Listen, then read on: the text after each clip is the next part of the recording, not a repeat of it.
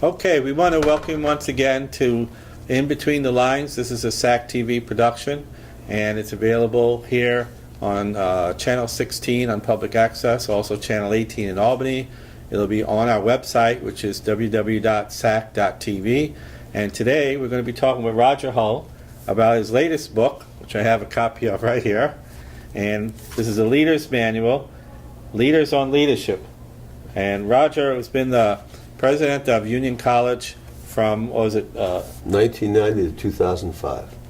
A good 15 years. Good run. Did I have it right? 15, is that 15. Okay. And before that, was it Beloit? Is that? Beloit College in Wisconsin for another 9. Another 9 years. And we're talking about leadership, and we're talking about actually a little bit of today's conversation about the vacuum in some areas of leadership today, without mentioning any particular names. But I want to go back to looking at, in the beginning of the book, Roger, you mentioned having the courage of your convictions, or why have them, as a question. Right. And I'd like you to elaborate a little bit on that Well, point. before we get to that, which I'm happy to do, I think it'd be interesting to talk about how this all came about. Okay. I had been teaching a course on leadership, a graduate course on leadership at the College of St. Rose for several years.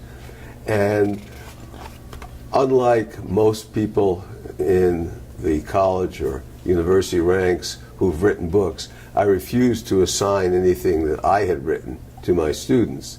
However, I was team teaching this course with former president of the College of St. Rose, Mark Sullivan, and he knew I'd written this book and he'd read it. So he said to students, "You really should read this." Again, I didn't want them to have to go out and buy my book, so I made sure it was on the reserve desk in the library. Okay. And then at the end of each class, as many of you would know, students are asked anonymously to write evaluations about the course. And the comments that came back again and again were that this was, the book I'd written, really helpful to them. So armed with that information, I decided to take many of the same principles that I really believed in, because the name of the other book was Lead or Leave, a primer for college presidents and boards of trustees, and to see if I could do something more with it.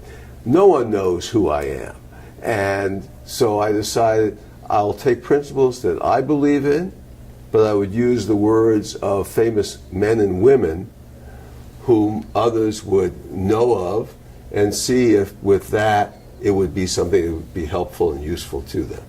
Okay. And now you decided to write this particular book at this time? I did. It's interesting, based on what you just said, that I personally think there is a leadership vacuum.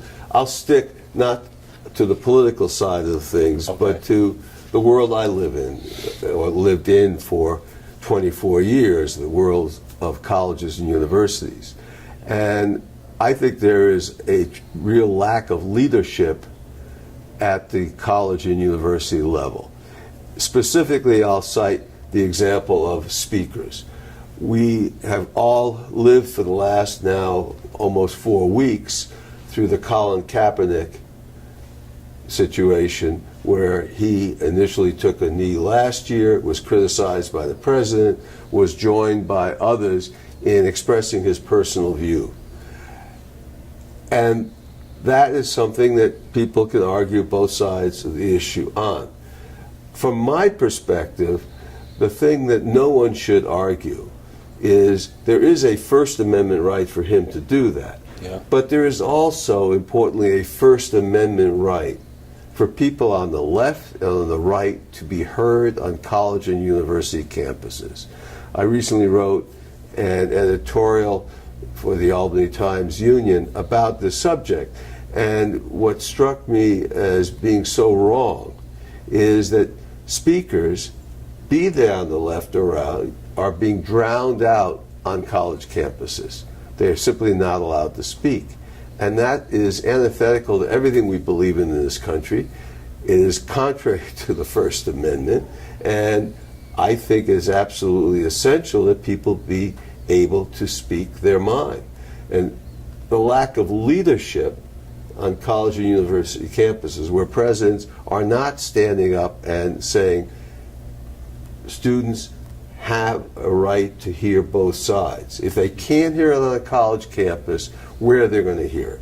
That's what colleges and universities are all about, opening students' minds to different views. And that requires leadership. You know, being in the management field myself probably for 40 or 50 years almost, I'm looking at a style of leadership that's kind of gone out of vogue, and I've been hoping for it to come back, and I see a lot of it in your book. Leadership by example. You know, a lot of the quotes that you make in here are almost a foreign language to current management styles that we have today. And there's a really important and necessary trend that needs to take place to get back to those basics, those common sense basics that have been missing for so long. There's nothing in the book that would be rocket science. It is common sense, and it is what I tried to do in my 24 years of leading two institutions. I always tried to lead by example, and therefore there's nothing in here that I did not myself do, or at least try to do. Well, you know, leadership by example, I think, is first and foremost. And some of the things that you're bringing out now may sound new to some of the people out there, some people in the audience, because it's been out of vogue for so long, but it's never been more necessary than it is right now.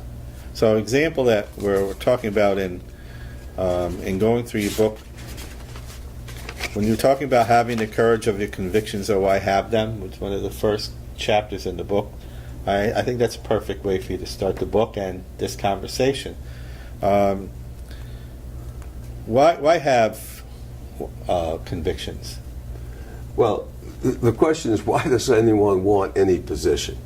Again, in the world of education that I lived in for 24 years, I found that people would try to move forward in their careers.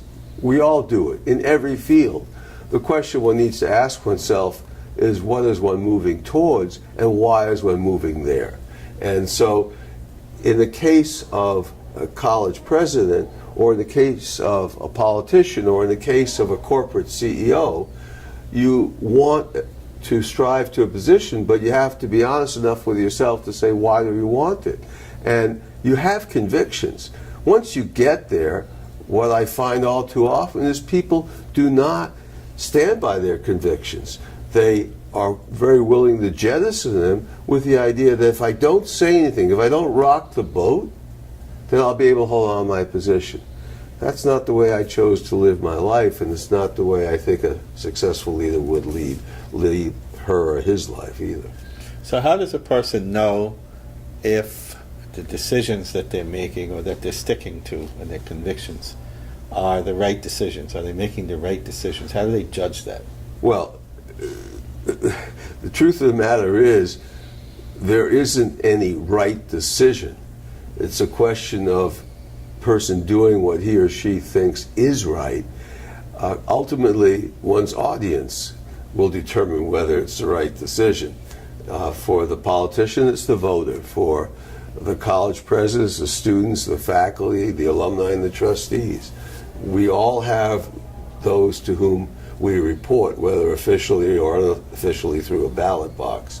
And so it's a question of having the courage of your convictions to stand up for what you believe in and be able to go to the next point of being willing to be a risk taker. Many of the principles here could be said to be part of the same whole. I chose to break them apart. So having the courage of one's convictions, being a risk taker, having the guts to go with one's guts, those are really, some would argue, the same thing. I chose to differentiate among the three. So from a practical sense, having your convictions and sticking with them and being a risk taker, it would be operational question. How does a person sort of stay focused on those convictions that they believe in? Is there something that they can do to reinforce their convictions to carry them through, because there will be times when there's going to be slim pickings along that path. It's a question of keeping one's eye on the ball or eye on the prize. I chose to make these points that I believe are important through the words of people that everyone knows, or in most cases would know. These individuals are historical figures, they're modern day figures, they are philosophers, they are politicians, they are people who have in every measure been successful. And by keeping those people and those words in mind, I think one is able to have the ability to move forward. It's never easy. Nothing is easy. But it is important to, I think, keep these things in mind. I want to digress for a second and go back to something which I say in the introduction. I was the shyest person I've ever met as I was growing up. And I simply didn't like the way I felt, so I sought to do something about it.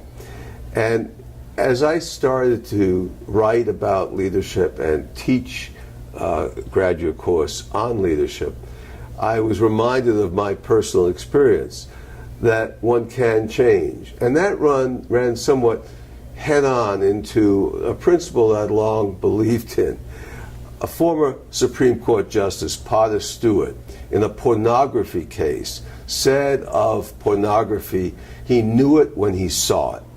Well, I believed in the past that was the way it was with leadership. It was part of one's DNA. But then I thought of my own example of someone who didn't like the way he felt growing up, didn't like turning beet red when someone would look at me or a teacher would call on me. So I sought to change. And what I realized, one could change.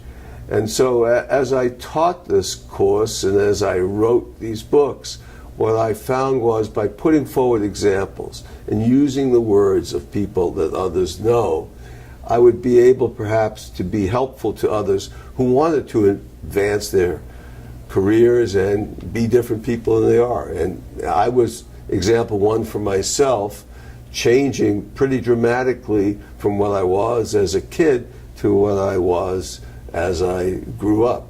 And as I was lucky enough to come to run two good educational institutions, I tried to use those principles that I believe were important, and I fought through times when I had other things to do, always keeping in mind the principles that I felt were important. I noticed a thread running through a lot of the people that you quote in the book, very similar train of thought and thinking when you were mentioning that, having the convictions and the courage to stick to your convictions and so on. I was thinking of George Washington and Valley Forge and all of what went through, and really was touch and go for a long time. Right. That was a matter of that. And at the end of the Revolution, there were all these letters that were put together by George Washington, and some of them were very brilliant. He didn't really have a lot of speechwriters, as some people think. Right. They've been able to find some of his original letters and get some of his original quotes, and he was a much more brilliant thinker than most people are aware. But the thing that I'm getting out of it, you mentioned Teddy Roosevelt, you mentioned a lot of other people in the book, and they all had something very much in common. First of all, it sounded like they had a strong sort of moral fiber, or moral platform that they were working from. Right. You take Teddy Roosevelt as an example. I mean, it has come up based on what was said by John McCain last night about President Trump and the fact that we have a system in this country where people do not have to serve. I've always felt that everyone should serve, whether in the military or in some type of national service, because we understand we're in an obligation to go beyond self. But what happened with Teddy Roosevelt was he was the son of a man who followed the law but avoided the Civil War. Because during the Civil War, one could opt out of conscription, opt out of being in the military service by paying somebody else to go in. And that was a motivating factor for Teddy Roosevelt. He was ashamed of the fact that his father had done that. Yeah. So it drove him to do some of the things he did, to be the risk taker that he was, as an example. Yeah, that was a lot of interesting cross-pollinated quotes in these different chapters of the book that come back to a similar theme, and leadership by example that we started out with before, strong moral fiber or strong moral position to be in, and I think that kind of helps people to stick to their convictions, as you say. And then going a little further in your book here, you have persevere. If you don't, you will never successfully lead. That's another moving forward from your courage of convictions. You want to tell us a little bit more about perseverance? Well, I mean, whenever you are in any position, there are going to be rough spots. And the question is, are you going to fold? Are you going to give up?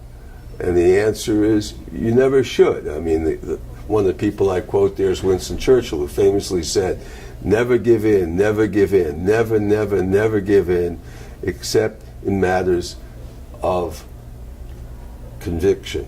You need to have the conviction to move forward. And if something is contrary to conviction, give in. But otherwise have the courage to continue to push forward. Yeah, and I see, in reading through other parts of the book, there's a lot of reasons why people might second guess the direction that they're going in, or whether or not they have their ladder leaning on the right building, and all those kind of quotes. I grew up with the Peter Drucker School of Management, and I got involved in management at a time when I didn't even know what management was. I was too young and naive to have even a clue, and fortunately I took a course from Peter Drucker, and I got a little bit of that through the Fashion Institute Technology, and I absolutely loved that form of leadership by example, that form of management. And I'm looking at it and I'm saying that, you know what, most of the successful people throughout your book have had that philosophy of not, you had the leadership issue, then the perseverance and managing your convictions. You have here, check your ego at the door or get slammed by it. Now, I'm sure you got a couple of good examples that you can throw at us on that one. Well, you can go from one extreme. Hitler fortunately did not check his ego at the door during World War II. He had had a non-aggression pact with the Soviet Union in 1939. In 1941, he violated it and ended up attacking the Soviet Union, which was one of the best things for us. He had the ego to think he could fight a two-front war. If he had looked at history, he would have found out he could not do that. And fortunately for all of us, he did not check his ego at the door. The most famous example in this country was George Armstrong Custer. At the Little Bighorn, he knew he was going to rout the Native Americans that he was about to encounter. He made a small miscalculation, and all of his men and him paid for it. It's a major miscalculation. You also mentioned another person in your book that had a similar problem, which was Napoleon Bonaparte. Yeah, and again, he too made that mistake that Hitler repeated 100 years later of going into what was Russia then, Soviet Union later. You have to know your history. You have to know yourself if you're a leader. My form of leadership, and it goes back to another person who had written on the subject, not Drucker, who famously called managed by wandering around. So when I ran my two colleges, I engaged in MBWA, managed by wandering around. I tried to treat everyone the way I wanted to be treated. And I've been out of union now for 12 years. I still know on a first name basis the groundskeepers who worked at the institution. Because I would walk around in the course of the day and I would meet with them whenever. When I first started doing it, everyone hated it. Everyone thought I was trying to check up on them. And they quickly realized that's not what I was doing. I was trying to have them understand that I wanted to see what they were doing so I had a better understanding of it. And I wanted them to understand that I believed in what they were doing. I wanted to support them. So we all have our own management styles. That was mine. To be out there, to be seen, to have the people who worked with me to understand I value what they were doing. And when you run any organization, one needs to understand that anyone could sabotage the organization. That's right. The most important person, I would say, on a college campus is the person not in the president's office, but the person on the grounds crew. Because you have trash lying around and you have visitors coming in. The fact is you don't get a second chance to make a first impression. So I would always encourage them, I would thank them for what they were doing, and I would let them realize I valued what they were doing. Like in my company, most important person in the place was a switchboard operator. Right. She knew exactly who should get that call and when, and it kind of had, And how to answer the phone. and had a hand or hand on the pulse of the whole operation. And if the switchboard operator was not good or efficient or all these other things, I've seen companies that were destroyed just with that one position. Right. So everyone in the organization, and that's part of that leadership management by wandering around. Is Right. that a quotable quote? Sure. It's all Okay. yours. Now we're talking about decisions are a precedent and precedent matters. Can you tell us a little bit more about that? There is nothing that anyone does in any position of leadership that will not be thrown back on her or him. When you make a decision, it is going to follow you around always. I'm a lawyer by training. We all learn that precedent, stare decisis, is there always. We need to understand that in running an institution. Precedent is always going to be part of anything you do. At least it should be. Otherwise, you find yourself wavering back and forth. And I'm not going to get into the modern day situation in which we find ourselves today, but you have to have a consistency. And if you don't, then you are not just causing planned chaos, as some might call it, you're causing chaos. Having a good intent, good intent makes a big difference. Being ethical, be honest, or why be, which is part of that also having good intent. Everything that we've talked about so far has to have a strong moral foundation to it. Because how else would it operate? So being ethical, being honest, or why be? Well, if you had a choice, give us an example how you would explain that. Well, for me, if I thought something was wrong, I simply wouldn't do it. If we could get away with it, I still wouldn't do it. When you are in a position of leadership, you want to operate on the moral core and convictions that you have developed over a lifetime, that have been instilled in you by parents, that have been given to you through the role models to whom you were attracted. And we live a very brief period of time. And some of the examples I cite are people who, as they're lying on their deathbed, still able to reflect and communicate, realize they did things they weren't very proud of. I never wanted to be in the situation, I didn't want anyone working with me to be in a situation where they would reflect back on what they were doing and be anything less than proud of what they tried to do. That's like the George Washington chopping down the cherry tree situation. That's right. Now, did that actually happen? Well, it's said to be apocryphal. It was first put out there by a biographer named Weems, who wrote about George Washington. But it's a great story, and I'm not here to debunk it. No. But I would say that it looks like he lived his life that way. He certainly managed with that Correct. in mind, with that ethical background.